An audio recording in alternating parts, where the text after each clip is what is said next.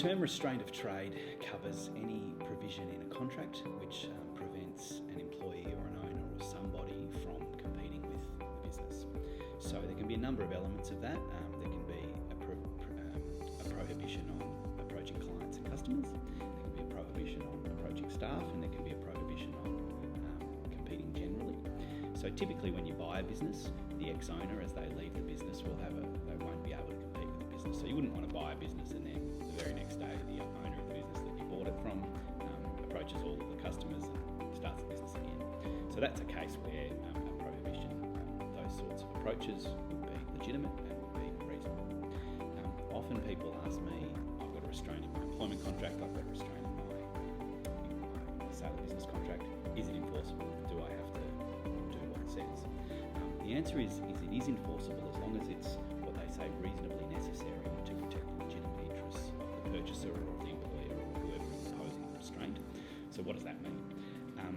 That means it really depends on the context. First of all, if the business is being bought, a restraint's going to be much more reasonable because you can understand you've paid good money for the goodwill of the business, and if the person then basically just steals the goodwill back, what you've paid has no value. Whereas if they're an employee, it's less likely to be enforceable. That's to do with how senior the employee is. If they were the head of your marketing, paid a lot of money and knew all your customers, then it might be reasonable to stop them competing with the business for a period. Whereas if they were the receptionist, it might be less reasonable if they then wanted to go to a neighbouring company and do reception services, that are less likely to interfere with your business, and it's less likely to be considered by the court as reasonable. Ultimately, in the end, it's up to the court to decide what's reasonable and what's not. Ultimately, so there's two aspects to it. The first is drafting of those kind of clauses. So what are the issues around drafting them to make sure they're enforceable? And the other is once you've got them, are they enforceable at all? In terms of drafting, the key is to draft according to the context. So if you're drafting a restraint of trade because you bought a business, then that's going to be a much more severe restraint of trade than if you're a junior employee at a business. Typically, a junior employee might be able to be restrained from approaching customers, might be able to be restrained from approaching even staff, but they wouldn't be restrained from competing with the business generally. That's because if you're a junior employee and you've got a set of skills, you need to be able to go to the next business and use those skills to earn a living. And the court recognises that. But then if you were to go to the next business and take all the customers of the first business, that's a different thing. Whereas if you're the owner, you'd be able to stop them competing generally, probably for a period. Typically, restraints of trade are drafted in a cascading manner, so that means they restrain somebody from, say, approaching clients for 3 years, if not 3 years, 2 years, if not 2 years, 1 year, if not 1 year, 6 months. The reason for that is to allow the maximum amount of restraint that the court will allow. So if the court are asked to enforce the restraint, they'll say, okay, well, we think 3 years is too long, but maybe 1 year is okay, so that clause is still valid and enforceable. The risk is if you just say 3 years and nothing else, the court might look at it and say, okay, 3 years is too long, we think that's not legitimate. They strike the clause out, and then there's no restraint of trade, and then the person can compete immediately. In terms of drafting, you want to see a more detailed clause, and the more detailed clause is very likely to be enforceable, and if it's drafted in the right context, so a different one for an owner versus a junior employee versus a senior employee, so that they are enforceable and they are useful, but they just need to be drafted carefully.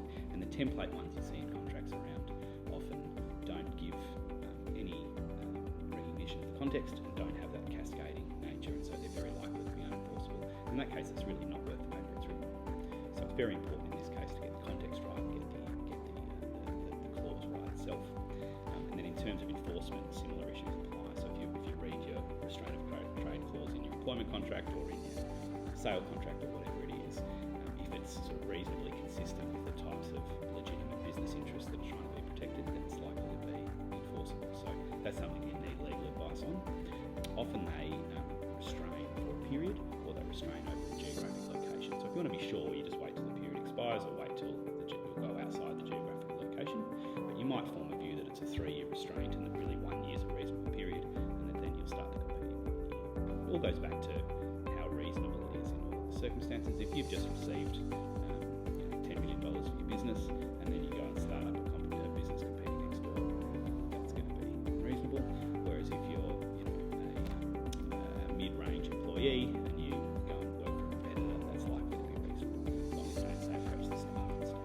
So really, it's important to distinguish between approaching customers is something that's legitimate to protect. Approaching staff and subcontractors and suppliers and stuff, that's reasonably legitimate to protect. And then competing generally you're allowed to compete with whoever you like, but if you've received money for the goodwill of a company, then competing with that goodwill is probably not on. They're the kind of 3 steps. It's not a matter of competing generally.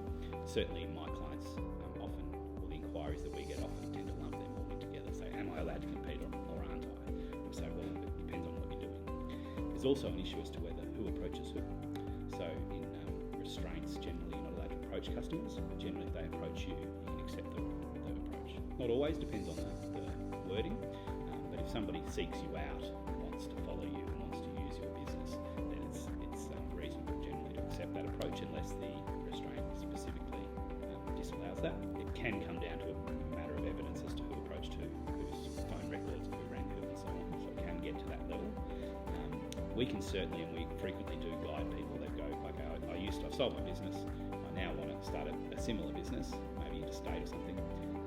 How do I do that legally? And we can certainly guide the things you can do, the things you can't do, and for what period you can do. So you say, okay, well maybe for a year you can't compete at all, and you can't approach any customers and so on, but then after a year you might be able to compete but not approach customers, and maybe after 3 years you're able to approach customers. The other thing we can do is also approach the old owners and say, we propose doing this, can you consent to it or not consent? Can we work together? Can we be friends? There's no reason for those things necessarily to be adversarial.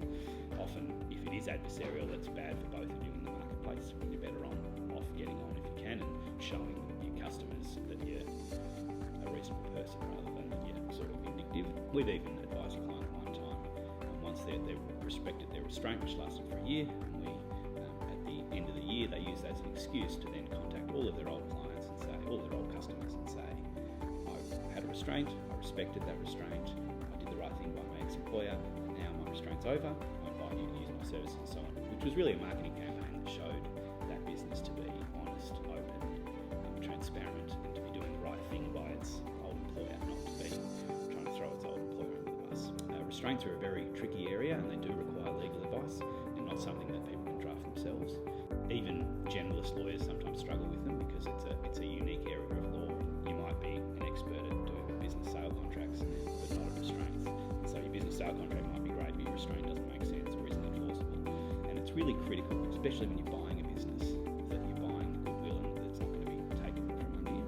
And also when you're signing up staff, particularly if you have senior staff, you have often somebody who's in control of sales or has a real connection with the customers.